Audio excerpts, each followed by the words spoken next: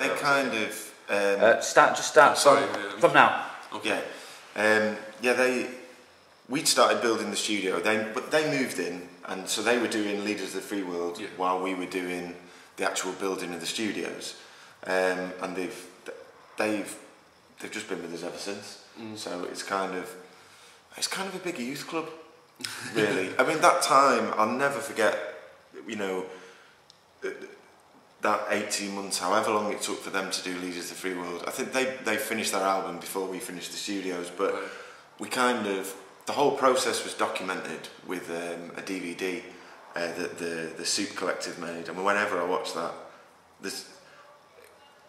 it was just a wonderful time, you know, because we were kind of, you know, new to it all. None of us have got business qualifications or anything like that. You know, we're all just musicians and all had part-time jobs and stuff like that.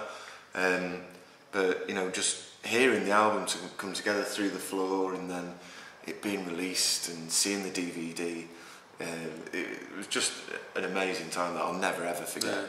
You know, we've had massive names in since then, but that time, you know, I'll never forget that. Is that sort of the moment when you thought to yourself, this is what can be created, sort of thing? It was the first time, because obviously it's a massive building, but for the first 18 months, there was 3 of us working we're open, 12 hours a day, 14 hours a day, every day, and there was 3 of us covering those shifts. Right, so you can imagine the kind of hours we were doing.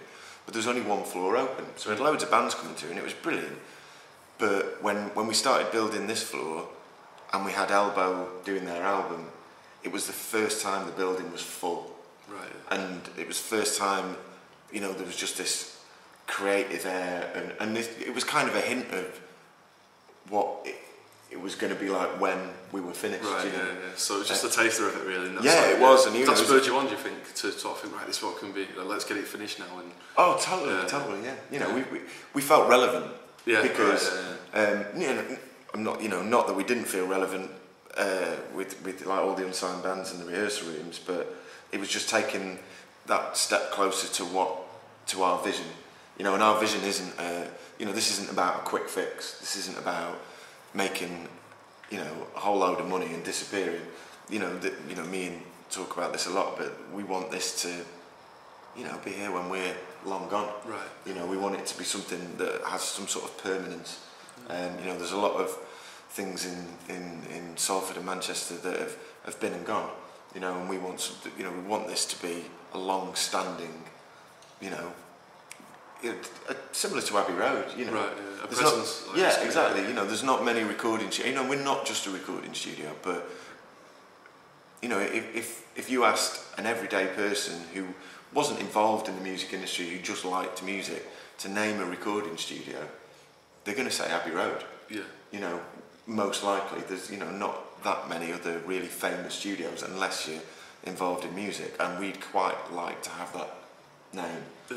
All we want is, we just want to be known for great work coming out of the studio, and it for being, sort of creative, cutting edge, and that's what spurs us on. If we wanted to be millionaires, we wouldn't have got into music. Right. Yeah. That's not.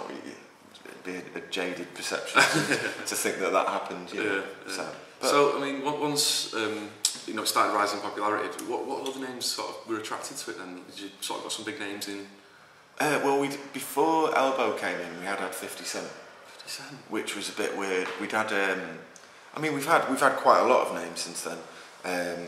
We've had Justin Timberlake, 50 Cent came back, Duran Duran, Smokey Robinson, UB40, Mark Ronson. Most of the Mancunian, Salfordian bands that everyone knows. Johnny Marr's been through, Badly Drawn Boy's been through. Can't remember anymore. Vinnie Riley and the Duritty Column have been through. Most people. We had Morrissey booked in, but he cancelled last minute, which was a shame. I was a big Smith fan. Yeah. But I can't remember my point. 50 Cent. Yeah, when that was the first time we met someone famous. And if I'm being really honest, once you've been you know, you do have that 5 minutes of, oh my God, it's someone you've seen on the telly or, you know, are renowned. But, you know, within 20 minutes, you could be working with anyone. It's right, just, you know, it really does, especially when you're in the studio, when we had Duran Duran in, you know, they were massive when I was a kid. So it was a bit weird. But after 10 minutes, you could be working with anyone because you're doing the same job, and we don't treat anybody differently. Yeah. You know, they got from the unsigned bands to someone who's, you know, all the you know. If I'm being really honest, the unsigned bands are most of my satisfaction as a producer. You know, making records comes from working with the unsigned bands because they're so eager and enthusiastic and fresh, and you know, a lot of the guys, you know, big guys like that who've been doing that for so long. They know what they're doing. They don't need me. Do you know what I mean? You've got a role within the thing, so you can impart a lot more of your experience and get your teeth into those bands a lot more than you're ever going to be able to do with Duran Duran or Justin Timberlake. You know, so right, I personally, I think the rest of the guys will probably agree. It's brilliant for our client list, you know, and it's brilliant for Salford.